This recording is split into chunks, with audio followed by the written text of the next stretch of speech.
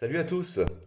Ça y est, Jeannot peut retourner dans son village des Pyrénées-Orientales pour se reposer et en profiter pour repeindre les volets de sa maison, car son remplaçant, ou plutôt sa remplaçante, a été nommée hier.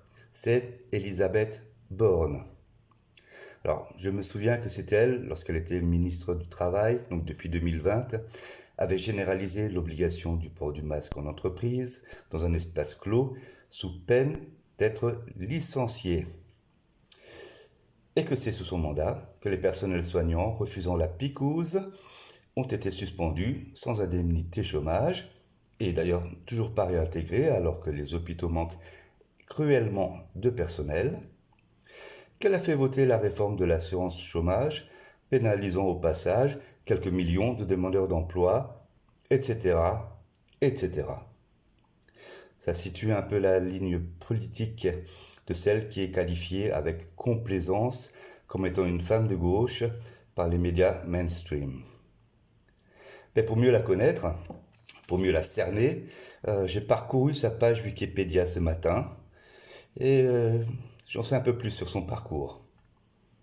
Au regard de sa longue carrière, tant en politique que dans le secteur privé, on peut affirmer qu'elle est une technocrate émérite, un bourreau de travail, qu'elle est rude, voire presque inflexible en négociation, qu'elle est européiste et mondialiste convaincue, et qu'elle a, pendant sa carrière politique, traité des dossiers sensibles qui la présentent comme un excellent, voire un implacable soldat au service de la vision politique de notre président.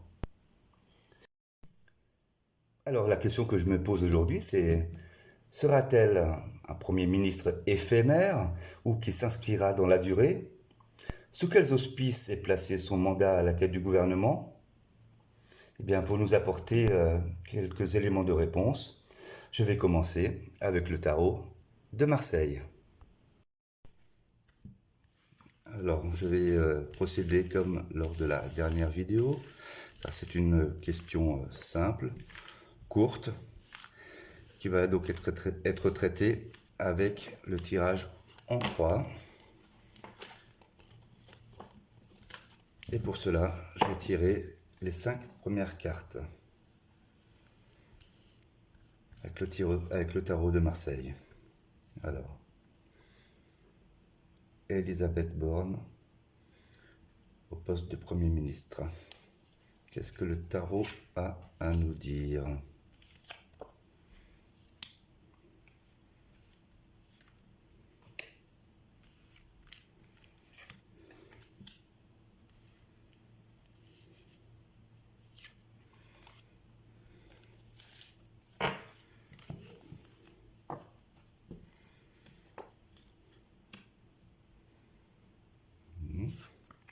Le matin inversé, le soleil inversé. Bon, on va continuer. D'accord.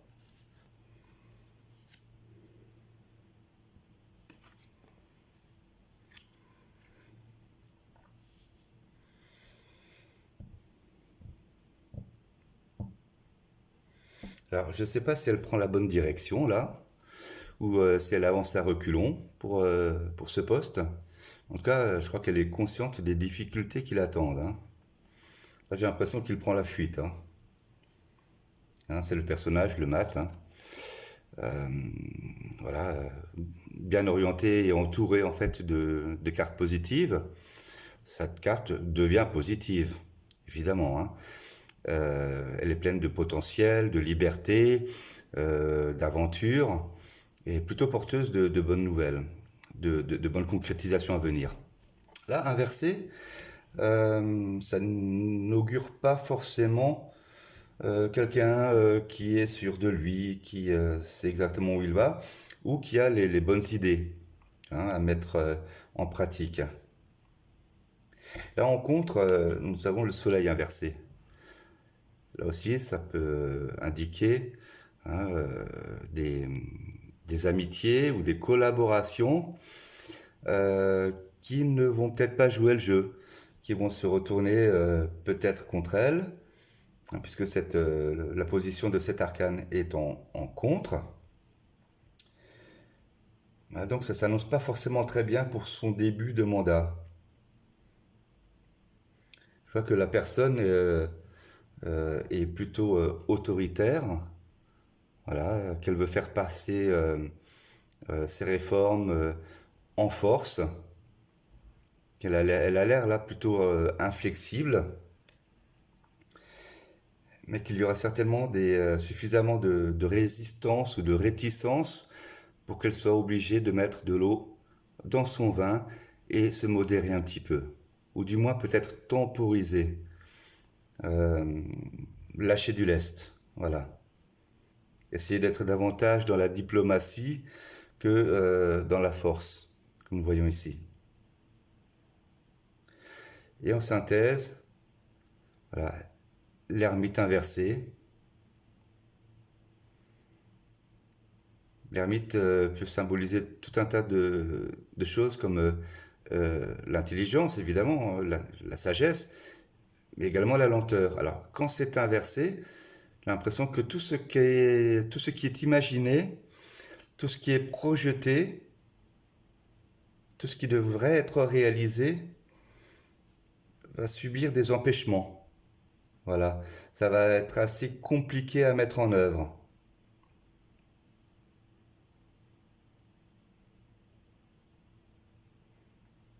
Je vais compléter en recouvrant les cartes du tarot avec 5 cartes de l'oracle Béline. Ah ben voilà. La première vient de sauter, je la retrouve entre mes pieds. Oh bah non, il y en a même 3. Du coup, je les remets dans le jeu. Ça fait un petit peu beaucoup de cartes qui vont sauter.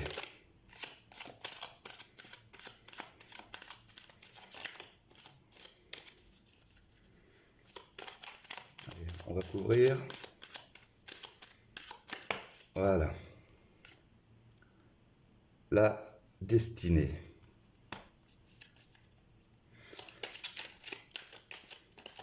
La destinée indique un avenir implacable, un avenir qui est déjà plié. C'est-à-dire, voilà, elle peut faire ce qu'elle veut, c'est son destin. Comme elle est placée sur l'arcane du mat, je pense qu'elle est vraiment à la place qu'elle devait occuper, qu'elle n'y est pas par hasard.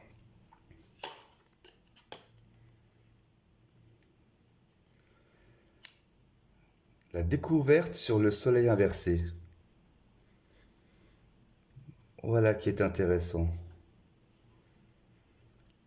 Peut-être que c'est l'origine de, de certains éléments qui étaient inconnus ou non médiatisés jusqu'à présent la concernant, qui va occasionner une certaine inimitié ou un certain détournement d'elle, de de ses soutiens, des personnes qui allaient dans son sens, de ses partenaires. Bon, on en saura plus avec une vue globale du tirage. Allez, on va couvrir la force.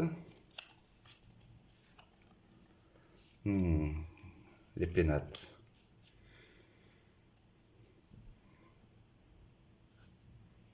Donc là, comme ça concerne le Premier ministre, ou la Première ministre, comme on dit dans les médias, elle compte bien s'établir et dans sa tour, voilà, dans son palais ministériel, et gouverner avec une main de fer.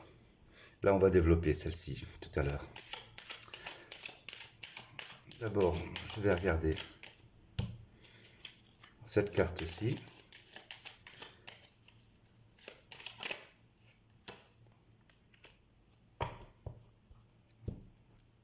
D'accord. Elle va devoir certainement être plus modérée concernant ses projets au sujet de la famille, voilà, au sujet de nos concitoyens.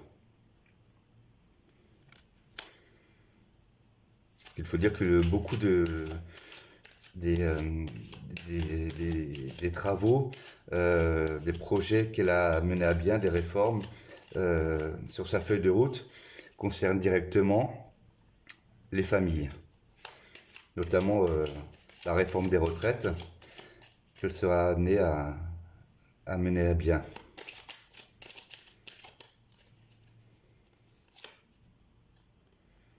Ah, l'argent.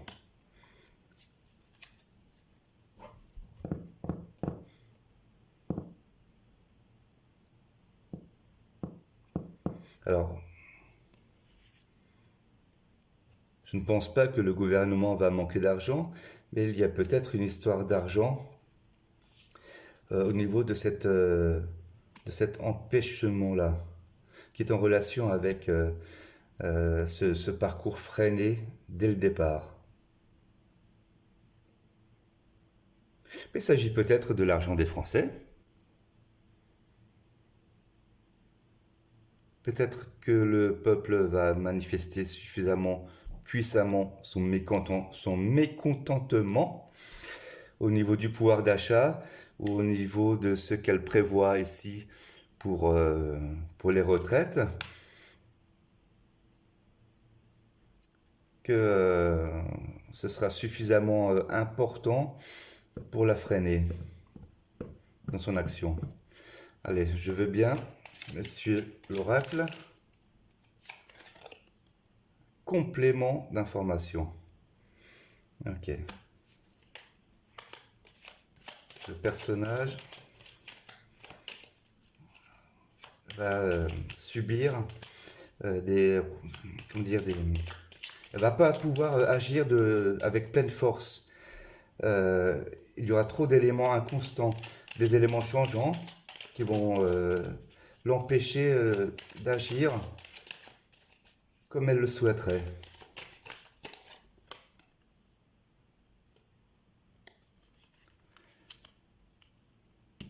Oui, la réussite suite à la découverte de certains éléments qui vont détourner d'elle ceux qui étaient ses alliés, ou du moins une grande partie. Peut-être s'agit-il également du peuple, hein. Là, ça ne m'étonnerait pas.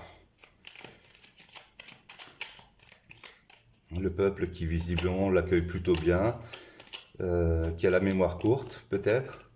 Mais bon, voilà, comme on nous dit que c'est tellement bien d'avoir une femme présidente, enfin chef du gouvernement, allez, on se laisse endormir par ça. On oublie un petit peu ce qu'elle a fait par le passé, histoire de ne pas deviner de quoi elle peut être capable.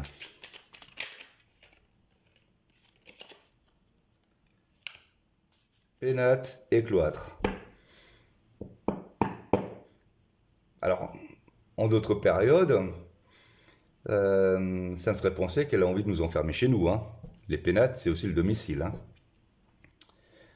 Donc, nouveau confinement peut-être en vue, imposé par la force. On n'en est pas encore là. Je pense plutôt que c'est euh, des éléments, notamment ceux-ci, découvertes, réussites, qui vont l'empêcher d'agir. Hein, c'est une sorte de tour d'ivoire, là, Matignon, hein. Là, elle y est, bon, elles sont bien, elle veut gouverner en force. Ça va pas se passer exactement comme elle se l'imagine. Allez, on va recouvrir la tempérance et la famille.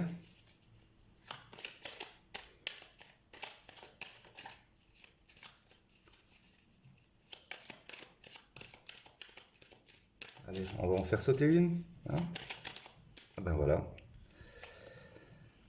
L'intelligence.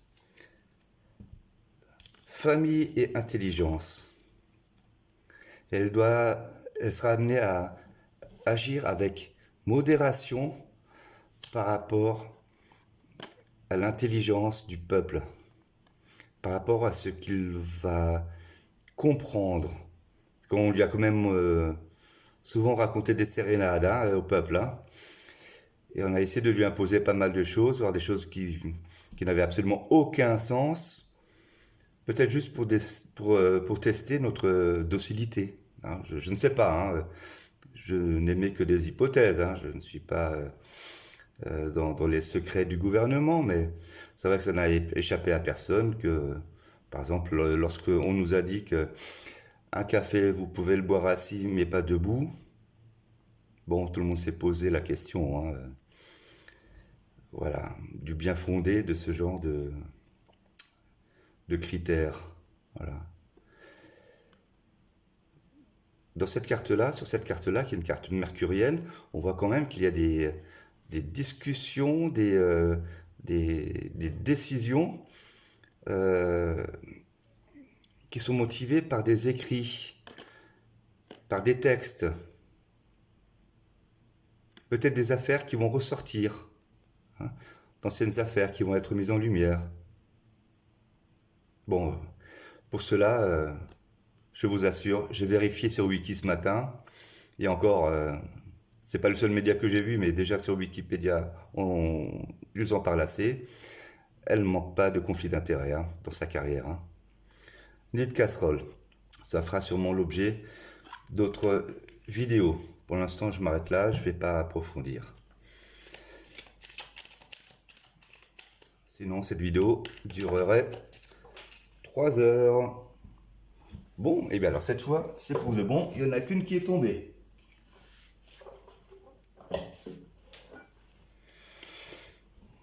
Voilà. La beauté. Bon, l'éclosion de quelque chose de nouveau. Placé sous de bons auspices. Et ça vient avec force. Voilà, ça c'est une carte jupitérienne. Le roi des dieux. L'argent, la beauté. On va prendre le pas sur l'ermite. Une dernière carte centrale.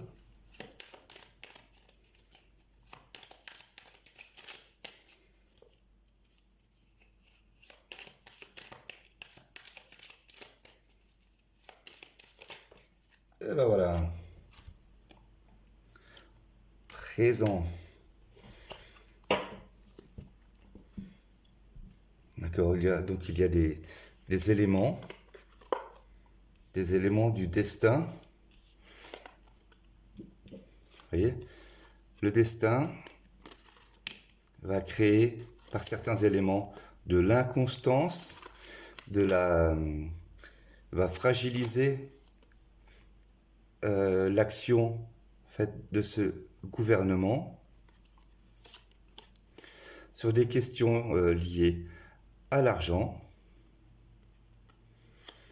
Ici, nous avons la beauté qui indique une nouveauté, c'est une fleur qui éclot, hein. Voilà. C'est un symbole ici d'amour fraternel.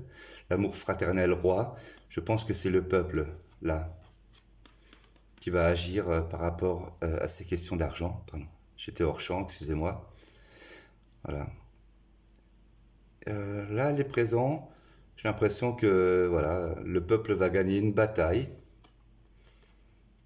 et va avoir comment dire, je dirais pas récompenses ou aides, hein, comme des tickets de rationnement pour aller faire ses courses. C'est pas vraiment ça que j'imagine ici.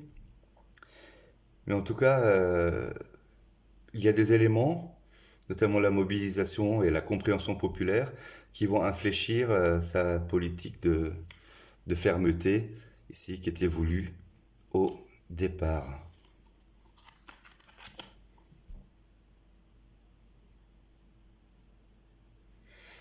Ok. J'ai juste envie de poursuivre avec une autre question.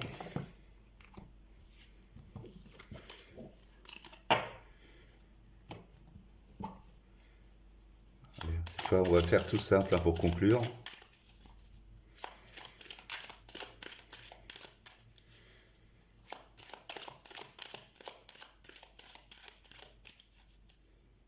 Le mandat d'Elisabeth Borne, les grands événements clés du mandat. du nouveau chef du gouvernement d'ici la rentrée de septembre 2022. 3 cartes.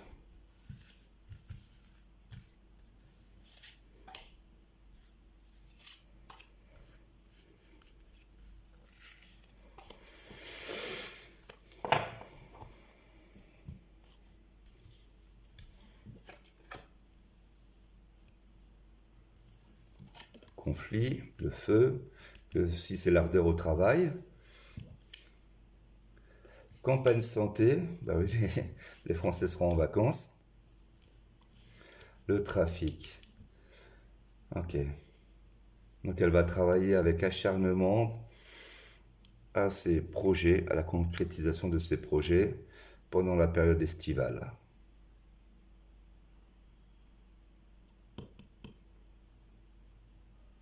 Ok.